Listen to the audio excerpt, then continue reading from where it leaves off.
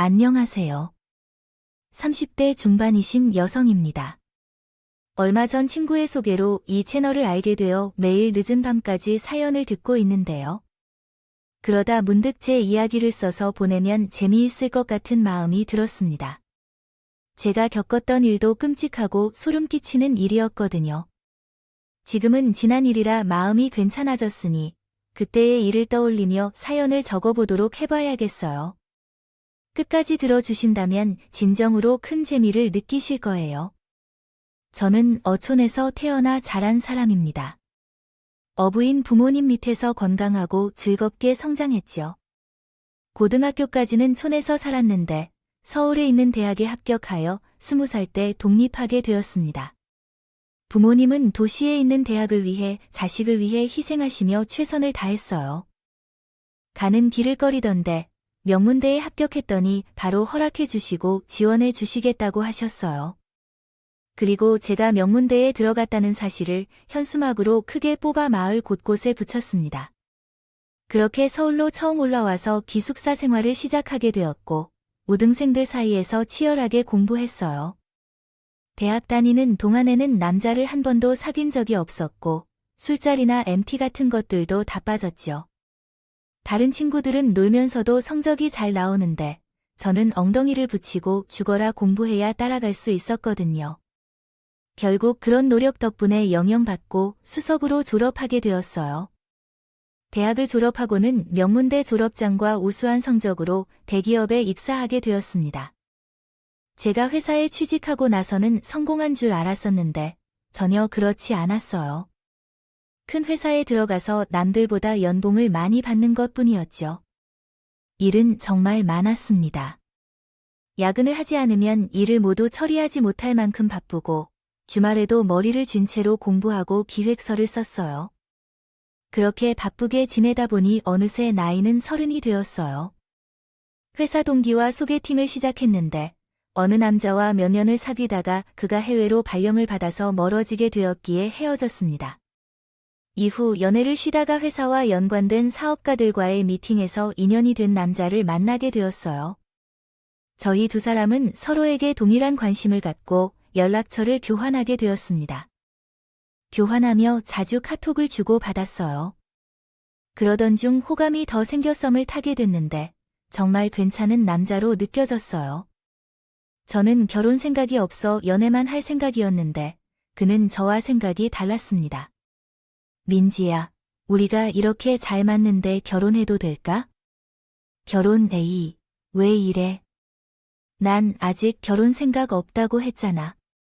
회사도 바빠서 아직 혼자 해보고 싶은 게 많아. 어떻게 해야 할까? 우리 민지가 오빠한테 시간을 줄 수 있게 만드는 게 좋을까? 민지야, 너는 아기를 낳고 싶지 않아? 나는 우리와 닮은 아들을 가지고 싶은데 그럼 결혼은 나중에 하고 아기를 먼저 낳을까? 또 왜 아이 이야기를 많이 하고 아들만 낳고 싶다고 하는 거야? 나는 남아를 선호하는 사상이 있고 그런데. 자세한 상황을 알려주셔서 감사합니다. 다음은 재구성된 내용입니다. 아니야.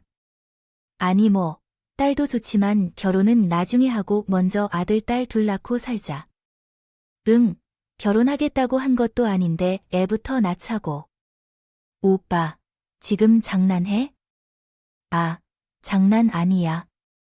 나 진짜 널 닮은 아이를 가지고 싶어서 그런 거니까. 민지야, 내가 너한테 믿음을 주지 못하는 거니? 그게 아니라니까. 난 그냥 준비가 안 됐어.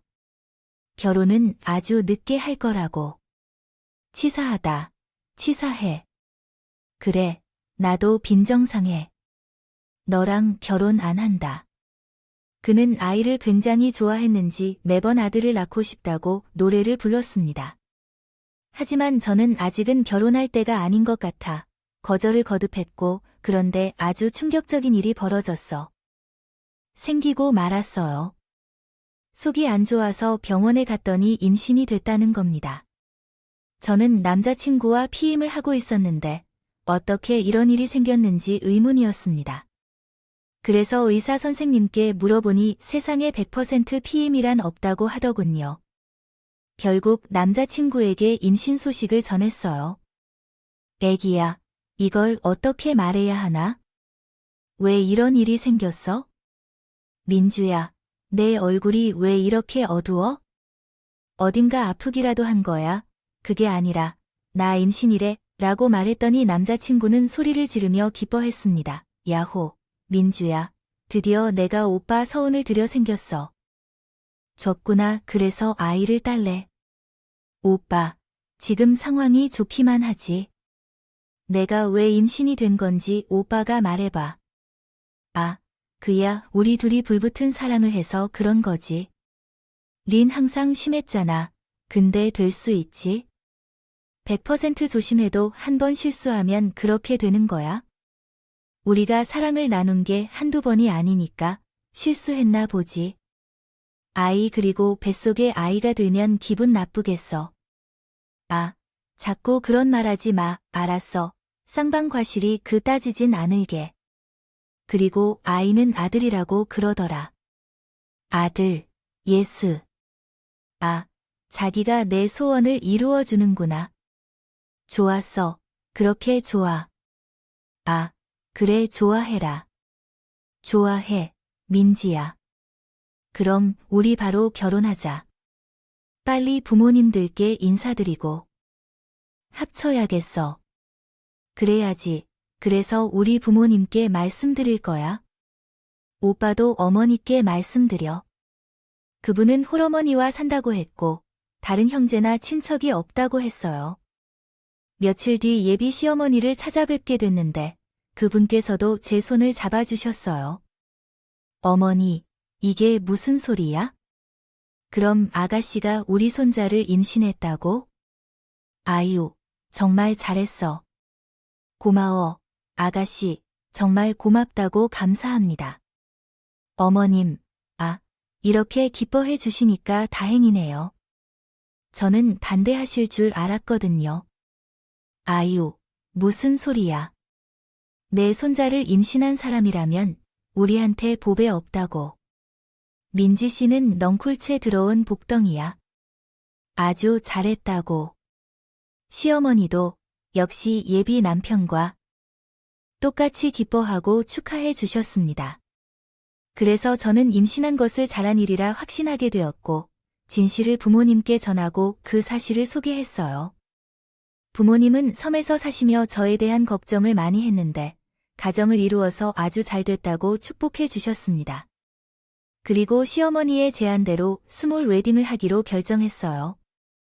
많은 사람들을 초대하는 것보다는 가까운 사람들만을 초대해 예식하는 게 좋을 것 같다고 하셨죠. 사실 저도 인간관계가 넓지 않아 작게 결혼식을 올리는 것이 더 좋았습니다. 부모님도 수긍하셔서 작은 야외 결혼식을 올리고 부부가 되었습니다.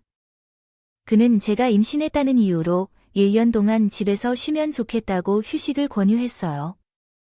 아기가 태어나면 바빠지고 힘들어질 거니까 마음 편히 1년 쉬어보라고 했죠. 그래서 그의 제안을 받아들여 회사를 휴직하고 신혼생활을 시작했습니다. 남편과 함께 살게 되면서 설렘이 있었지만 작은 불편함도 있었습니다.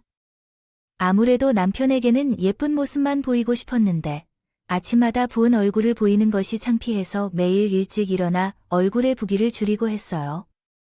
그러나 그런 노력은 일주일 만에 끝났고 편안하게 지내게 되었습니다. 결혼 한 달 만에 아주 큰 일이 벌어졌어요. 시어머니가 울면서 우리 집에 들어오셨습니다. 무슨 일인지 물었더니 매우 충격적인 대답을 하셨습니다. 아이고 얘들아 나 전세 사기 당했다 고 말씀하셨어요. 계약 기간이 끝나가서 집주인에게 연락했더니 번호가 없다고 한다. 집주인이 바뀌었는데 자신은 전세금을 못 받았으니 돌려주지 못한다고 하네요. 어머나, 그런 법이 어디에 있나요? 세입자 보호법이 분명히 있어서 돌려받을 수 있을 거예요. 그 소리를 듣고 변호사를 찾아갔는데 기존 집주인을 고소해야 한다고 했어요. 주민등록도 말소되고 사라져 있네요. 그 이야기를 듣고 난 집이 여러 채 있는 그 남자가 세입자들의 전세금을 빼먹고 자취를 감추는 일로 알려진 사람인가 봐요. 전세 사기법으로 법적 절차를 밟아도 돌려받기가 힘들다고 하더라고요. 어머나, 나라에서 지원해 주던가 규정을 좀 알려줬으면 좋겠어요. 주는 건 못 받는데 그럴 것 같대 변호사가 신청하라고 해서 이것저것 써서 접수했는데 큰 기대는 하지 말라더라. 어머님이 어떡해요? 아, 정말 유감스럽고 슬픈 일이에요. 아휴, 이게 내 팔자인가 보지 얘야? 염치 없지만 이 당분간 내가 여기서 지내면 안 되겠니? 내가 돈 벌어서 금방 나갈게. 아, 당연히 되죠. 어머님, 지내실 것도 없는데 어딜 가서 지내시겠죠? 내 집이라 편하게 생각하시고 지내세요. 아유, 우리 새끼가 이렇게 마음이 착하니 전만 다행이다. 아, 난 쫓겨나서 길바닥에서 노숙하면서 걱정이 없거든. 어머님, 세상에 부모님을 그런 식으로 대하는 자식이 어디겠어요? 지금 충격이 심하신 것 같아서 그런 생각하신 모양이에요. 어머님, 어서 짐을 푸시세요. 제가 도와드릴게요. 시어머니가 전세 사기를 당하셔서 어쩔 수 없이 우리 신혼집에서 함께 지내게 되었습니다. 남편은 저에게 고맙다며 1년만 함께 살다가 다른 집을 찾아보겠다고 했어요. 제가 아이를 낳으면 일이 술술 풀릴 거라고 긍정적으로 생각하고 있었어요. 그래서 시어머니와 함께 지내게 되었는데 불편한 점은 딱히 없었습니다. 어머님은 아침에 드시고 일을 나가셨고 저녁에 오셔서 함께 식사하고 방에 들어가서 조용히 쉬셨어요. 제게 잔소리 하나도 없으셔서 눈치 볼 일도 없었죠. 하지만 어느 날 시어머니와 남편이 나를 제외하고 외출하기로 했습니다. 하필 좋았습니다. 어머니 두 분은 매주 어디로 그렇게 가시는 거죠? 저만 빼놓고 어디 가시는 게 좋으세요? 아, 아니다. 얘야. 아, 좋은데 가는 거야? 너를 두고 가겠니? 내가 전세 사기 때문에 볼일 보러 가는 거야? 아, 돈 받을 방법이 있다고 해서 아들이랑 같이 가는 거라고. 넌 임신 중이니 이런데 신경 쓰거나 스트레스 받게 하고 싶지 않았어. 이런 마음 알겠죠? 아, 그 일 때문이었군요. 네, 잘 알겠어요. 얼른 나가서 볼일 보고 오세요. 여보, 어머님 잘 모셔 다녀와. 편히 쉬고 있어. 먹고 싶은 게 있으면 카톡 보내고 내 걱정하지 말고. 그 전세 사기꾼이나 꼭 잡도록 해. 얼른 가보세요.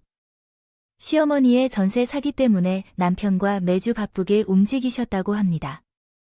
피해 금액이 수억 원에 달해 쉽게 포기할 수 없었던 겁니다. 백방으로 뛰어다니며 자문을 받거나 도망간 집주인이 있다는 얘기를 전해 들었고 찾아보기도 했다고 해요.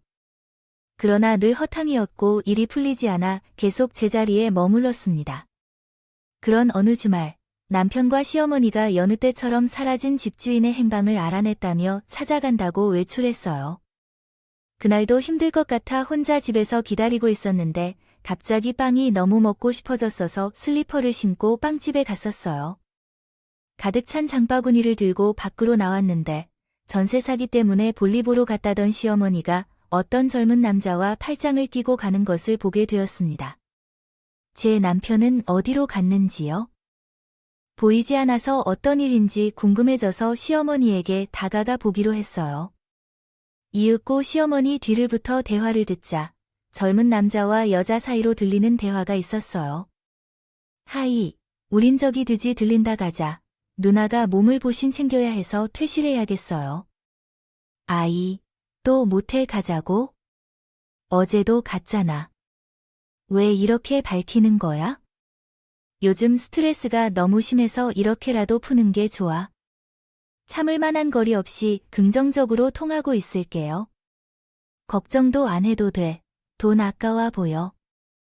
역시 누나의 돈 좀 많이 주면 좋을 거야. 그럼 저 이번에 차를 바꾸러 갈 거야. 벤츠는 지겨워서 페라리로 바꾸고 싶어. 슈퍼카 한 대 뽑아주시겠어요? 제가 누나께 매일매일 홍콩을 보내줄게. 그 정도야. 그래서 누나에게 껌이지. 그래, 좋다.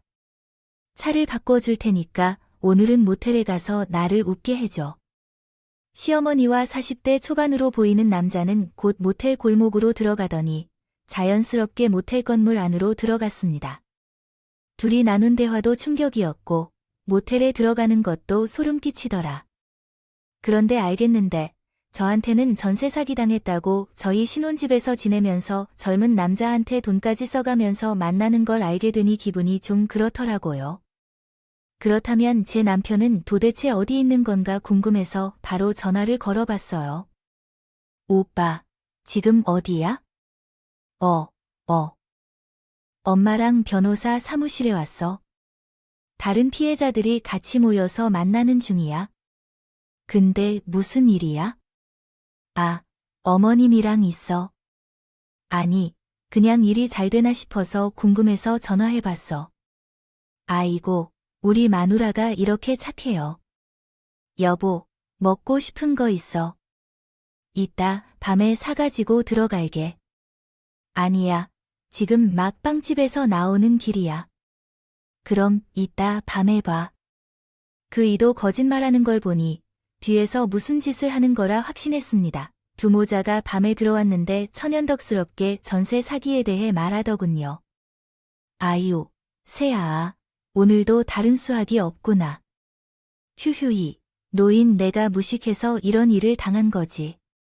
아이, 엄마 너무 상심하지 마. 우리한텐 아직 희망이 있다고. 우리 아들이 태어나면 우리 삶이 완전히 변할 것이다. 우리 손자가 태어나기만 하면 이전의 일들은 모두 깨끗하게 잊고 새로 시작할 수 있을 것 같다. 그러나 두 모자는 서로 다른 길을 걸어왔기 때문에 서로 잘 맞지는 않았다. 길에서 보았던 것을 서로 말하지 않았고 남편에게는 특별한 말도 하지 않았다. 두 사람이 진실을 말하는 정도를 알기가 어려워서 제대로 모니터링하기로 결정했다. 이틀 동안 시어머니를 따라다녀봤지만 실은 2일 동안 만에 젊은 남자와 만나러 데이트를 가는 것으로 밝혀졌다. 남편의 회사를 방문했는데 사업장이 조용했다. 한 달 전까지는 직원들이 회사에 있었고 잘 운영되고 있었는데 이제는 불이 꺼져 있고 아무도 없다. 남편이 회사가 아닌 어디서 무슨 일을 하는지 알아내야 했어요. 다음 날 그 일을 따라가기로 결심하고 침대에 누웠습니다. 그러나 새벽 2시가 되자 남편이 몸을 움직이며 방을 나가더라고요. 그에 따라 나도 까치발을 들고 안방문 뒤에서 그 일을 훔쳐봤습니다. 거실에 시어머니와 남편이 마주 앉아 대화를 시작하더군요. 도대체 새벽 2시에 무슨 대화를 하려는 건지 이해가 되지 않았지만 일단 들어보기로 했습니다. 엄마, 우리 지금 잘하고 있는 거 맞지? 너 아직도 쫄아 있냐?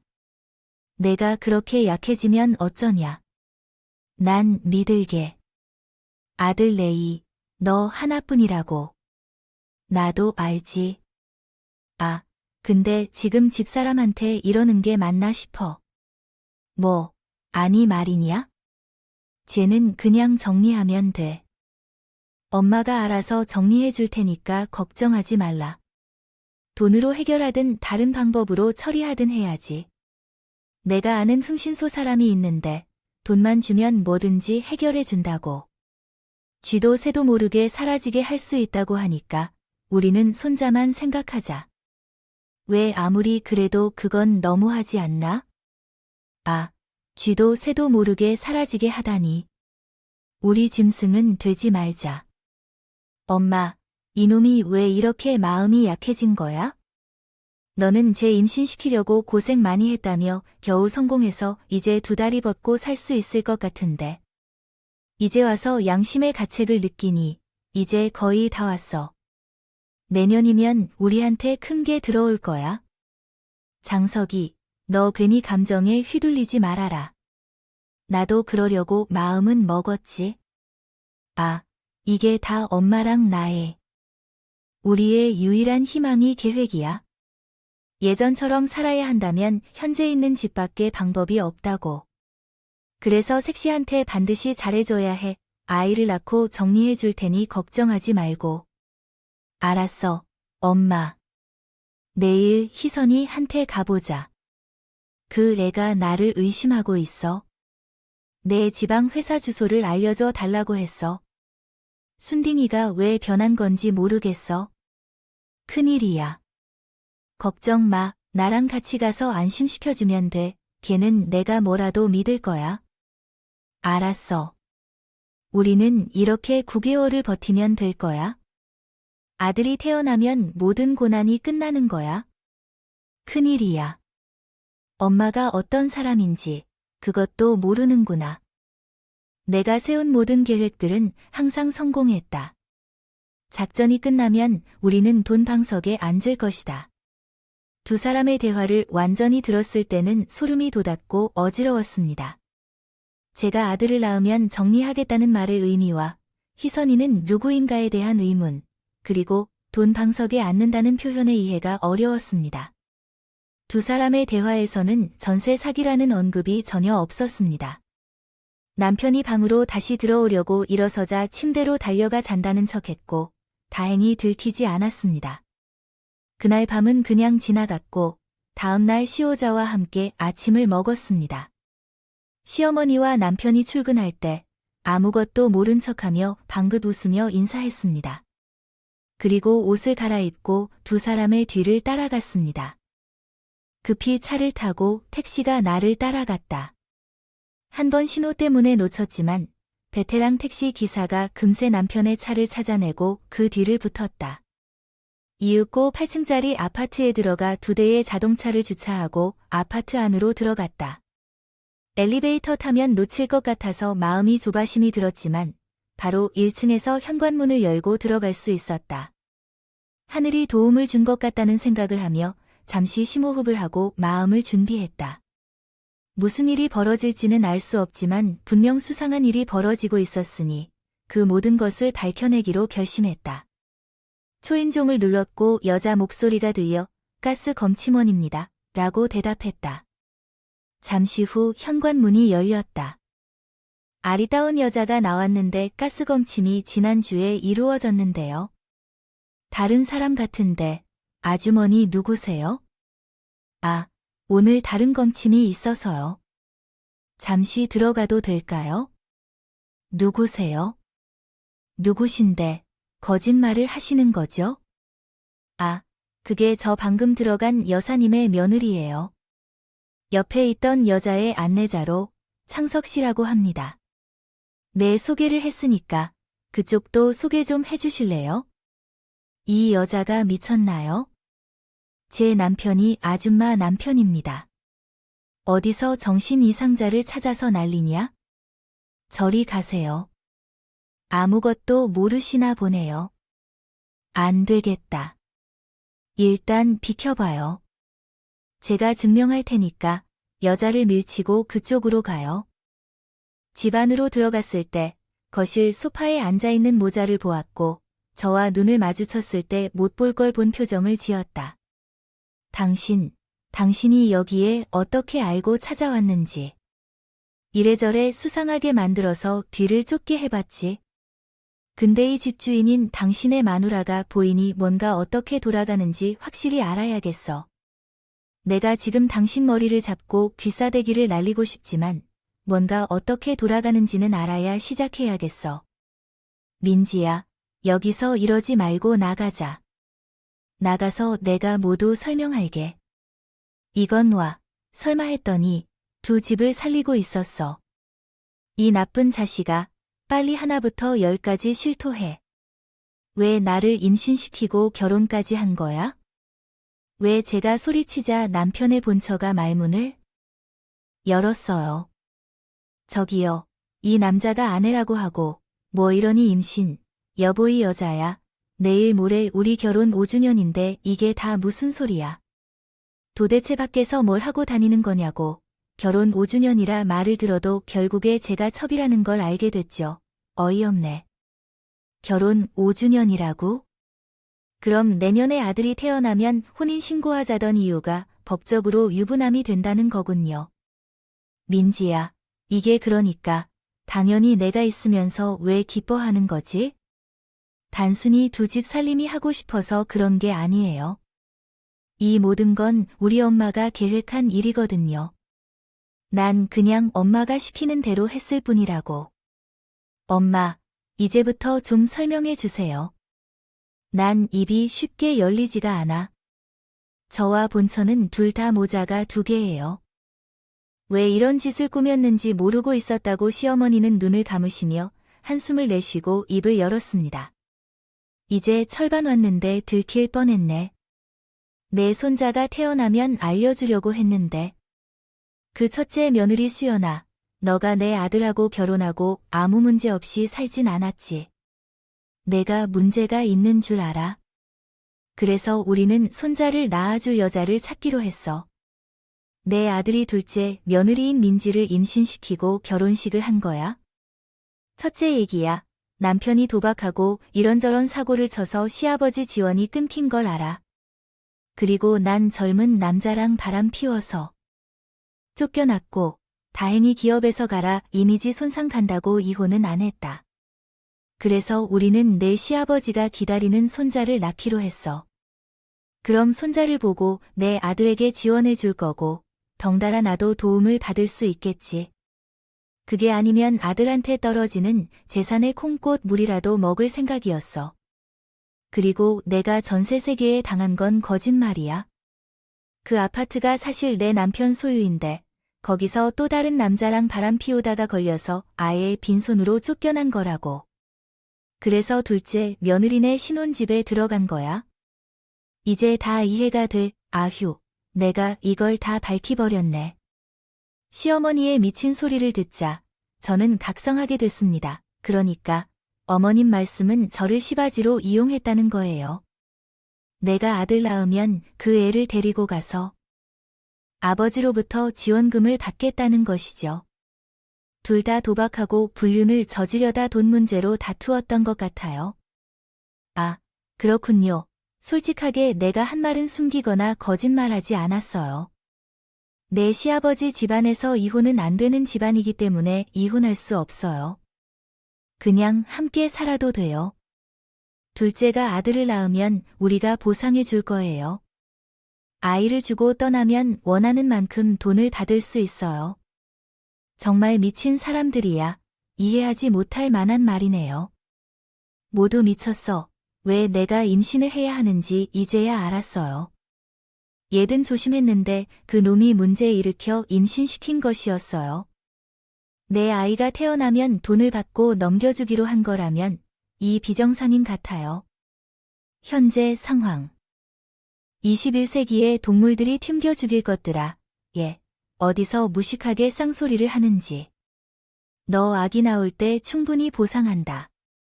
아, 상부상조하는 거니까 좋게 넘어가자. 나는 시어머니의 말을 듣고 눈이 뒤집혔지만 옆에 있던 본처도 흥분해서 눈이 날 높게 찢어졌습니다.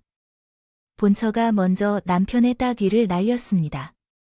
이런 짐승 같은 놈, 부산에 사무실 차렸다고 집에 들어오지 않았던 이유가 새색시랑 살림 차렸던 거였니?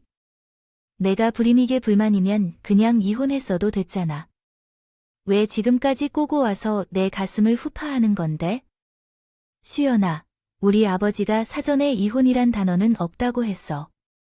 내가 이혼하면 재산을 10원 하나도 안 준다고 했다고.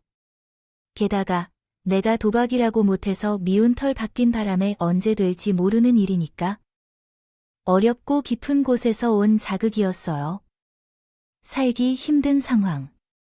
나는 당신을 돌보고 호의를 베풀어 주어서 번쩍번쩍한 삶을 원했어요. 그래서 이사를 하려 했습니다. 그런데 뻔뻔하게 잘못이 없다는 듯 대답하자 본처가 한 번 더 따귀를 날렸습니다. 어디서 공감을 느껴야 할지 전혀 이해가 되지 않아요. 개새끼야. 도박한 것도 봐주고 술을 마시고 운전한 후 사고를 친 것도 참았는데 이젠 멀쩡한 여자의 삶을 망치고 날 모욕하는 짓을 하면 안 돼. 당신과 어머니가 오늘 집에서 엄청나게 처벌을 받아야겠어요. 본처가 말을 제대로 하시네. 내가 할 말 다 했으니 더는 말하지 않겠어요. 우리 이것들 같이 할 수 없어요. 박살을 내야 해요. 좋아요. 한 명씩 책임져서 따져줍시다. 주자. 본처가 주전자를 들고 있었더니 남편의 온몸을 갈겨주며 바닥에 눕혔습니다. 그리고 싸대기를 연타로 강력히 휘둘러 주었어요. 그 사이에 저는 시어머니에게로 뛰어갔죠.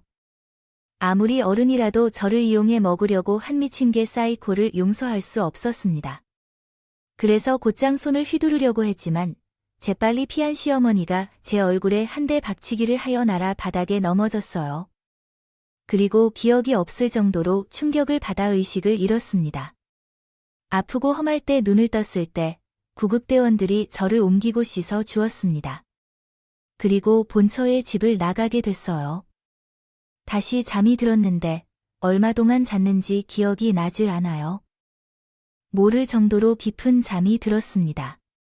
꿈도 수없이 많이 꾸고 잠시 눈을 뜨면 낮과 밤이 번갈아가며 바뀌어 있다는 것을 여러 번 확인했어요. 그리고 몸이 회복되어 완전히 깨어났을 때 제 앞에는 나이든 한 어른이 보였습니다. 누구세요? 여기는 어디죠? 아, 괜찮으세요? 정신이 드시나요? 민지 씨, 누구를 대체 이름을 부르시죠? 나는 김창석이란 아비 되는 사람입니다. 그놈이 내가 모르는 결혼식을 올렸더군요. 들어보니 제 며느리가 아이를 낳지 못하게 된다고 하니 주씨를 통해 아이를 얻을 생각을 하고 있습니다. 그 아이를 저한테 데리고 오면 제가 쫓아낸 아내와 아들을 다시 받아주고 경제적 지원이나 회사 후계자로 채용해 줄 거라 생각했나 봅니다. 정말 말도 안 되는 소리예요. 그건 제가 들어서 다 알아요. 근데 여기는 병원이에요. 일이 어떻게 된 건지 좀 설명해 주세요. 이건 말씀드리기 어렵지만 유감이지만 민주 씨는 유산을 했습니다. 제가 저랑 아들이 이렇게 만든 거예요. 죽고 싶을지라도 민지 씨 뭐라고요? 제가 유산을 했다고요? 안 돼요. 진심으로 미안합니다. 민지 씨 못난 아들을 둔 제 잘못입니다. 용서를 빌겠습니다. 그 남자, 그러니까 시아버지가 되는 사람은 일어나기 시작했어요. 민지 씨, 죄송합니다. 화가 나면 저를 데리시고 욕하셔도 좋습니다. 이렇게 빌면 내 아기가 살아나요. 그리고 그렇게 빌면 제가요. 아저씨는 마누라와 아들을 용서할 거라 생각하셨던 거예요? 아닙니다. 그 두 사람은 용서하지 마세요. 끝까지 증오하고 복수하세요. 저도 그 두 사람을 찾고 있습니다. 찾고 있어요. 그 민지 씨가 다친 날, 두 사람은 도망갔어요. 일이 거질 걸 알고 어딘가에 숨어버렸습니다. 형사들이 잡고 있으니 조만간 잡힐 겁니다. 민지 씨, 제가 보상금을 드리고 싶어요. 이건 합의서를 써달라는 것이 아니라 이 자식과 아내를 잘못 다 된 가장이 사죄하는 마음으로 드리는 것이니 받아주세요. 저는 했다는 말을 들은 이후로 속으로 눈물을 흘리고 있었지. 통장 하나를 쥐어줬어요. 거부할까 했지만 억울해서 이것이라도 받아야겠다 판단했습니다. 저에게 용서를 빌어주세요. 아버지는 내가 그만 나간다는 말에 퇴장했습니다. 그리고 통장을 열어보니 깜짝 놀랄 만한 금액이 들어 있었어요. 15억 원이 들어 있더라고요. 물론 제 뱃속의 아이와 가치를 비교할 수 없지만 속물처럼 들리겠지만 그 금액으로 큰 위로가 됐습니다. 한편 저를 돌봐주던 본처가 들어왔어요. 간호사에게 들어보니 제 옆에서 계속 간병하고 있었다고 하더라고요. 얼굴과 몸도 닦아주고 팔다리를 쉼없이 주물러 줬다고 합니다. 안 좋은 일로 만나긴 했지만 저와 같은 피해자였고 저를 돌봐주고 있어서 고마운 마음으로 말했습니다. 고마워요. 수연 씨, 절 돌봐주셨다면서 민지 씨, 미안해요. 제가 괜히 그들을 혼내주자고 해서 민지 씨가 다친 것 같아요. 무슨 말인지 이해가 안 돼요. 그 못된 짐승들을 꾸짖는 건 당연한 일이었어요. 짐승들이 저를 공격한 게 잘못이죠. 수연 씨가 잘못이 아닙니다. 그러니까 죄책감 같은 건 가지지 마세요. 고맙습니다.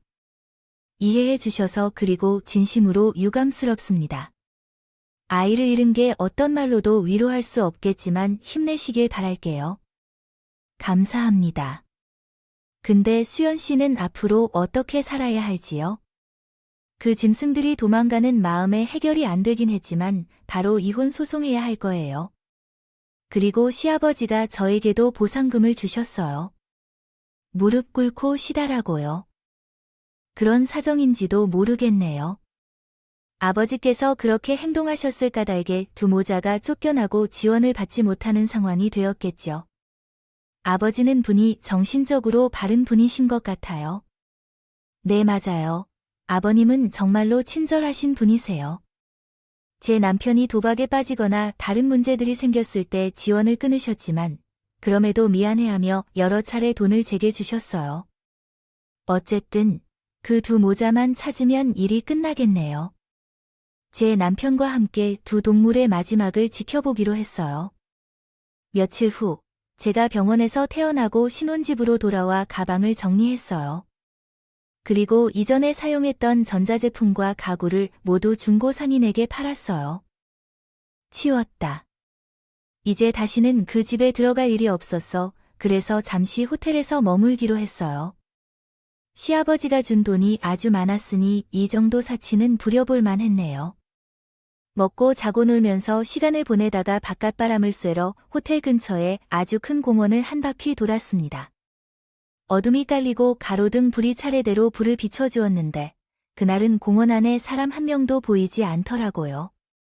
긴장을 풀고 천천히 걸으며 있었는데 누군가 뒤에서 제 어깨를 잡아 돌려섰다.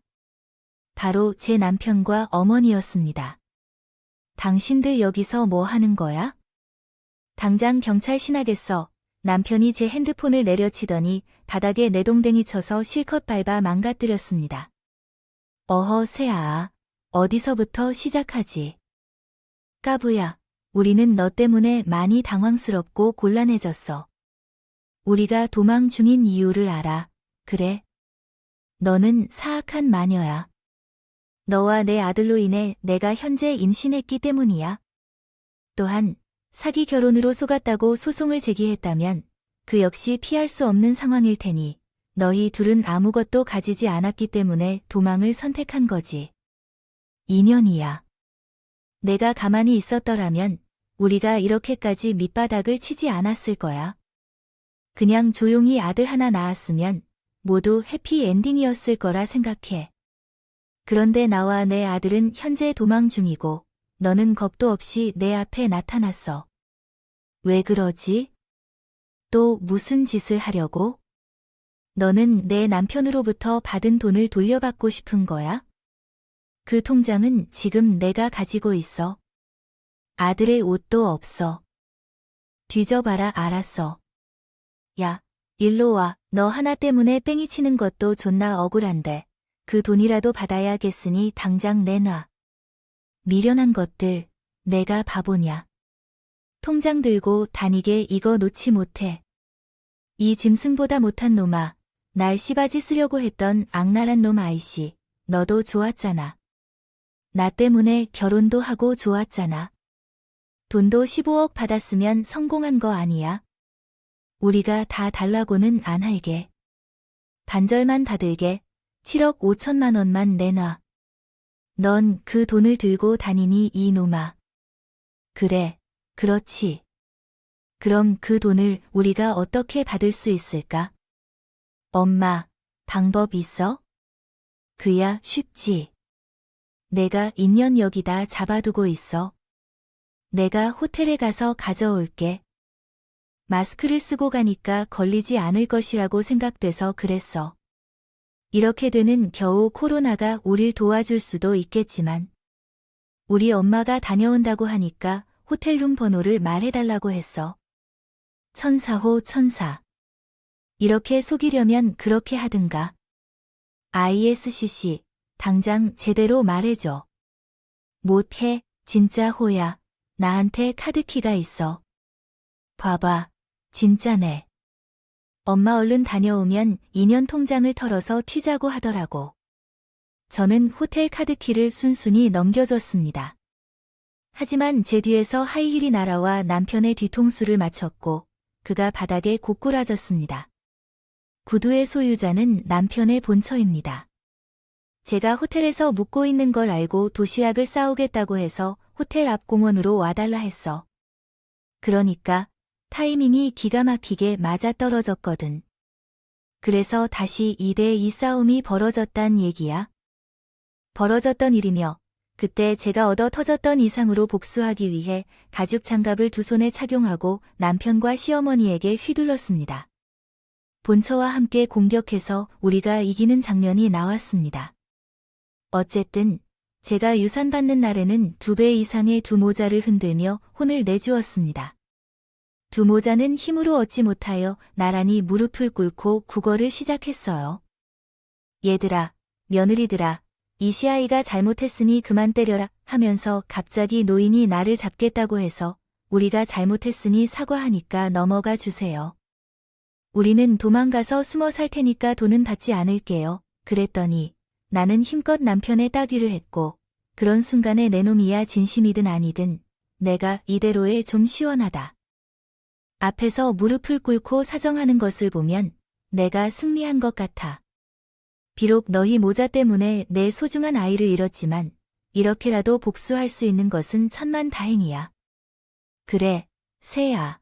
내가 우리를 사정없이 촉에 보내자. 우리는 그만 사라질게. 대신 우리에게 돈 좀 줘라. 아, 지금 돈 한 푼도 없어서 숨을 쉬는 것조차 없다고 하자. 본처가 입을 열었습니다. 지낼 곳이 없어서 노숙을 하셨나 보네. 지금 자세히 보니까 꼬리말이 아니네. 그럼 내가 호텔에 모실 테니 먹여주고 재워줄 테니까 걱정하지 마세요. 그리고 두 사람이 바라는 돈을 생각해서 줄게요. 정말이야. 아유, 역시 내 첫째요. 며느리가 최고라니 어머나 좋아요.